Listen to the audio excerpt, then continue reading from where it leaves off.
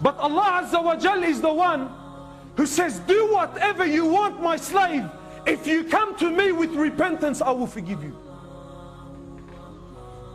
He says, my slave, if you come to me and your sins have reached the heavens, but you don't associate partners with me, I will come to you with mercy that matches it. He says, do whatever you want. As long as you don't associate partners with me, I will always forgive. He says, Ya ibadi, Allah is calling out. He says, oh my slaves, those who have transgressed against themselves, la taqnatu min rahmatillah. Never, ever, ever give up hope in the mercy of your Rabb. This is Allah. This is Ar-Rahman Ar-Rahim.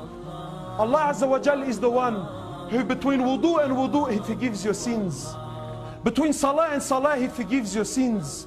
Between Jum'ah and Jum'ah, He forgives your sins. Between Ramadan and Ramadan, He forgives your sins. Between Hajj and Hajj, never mind, forgives your sins. He says, sallallahu alayhi wa sallam, He says, you go back to the day your mother gave birth to you.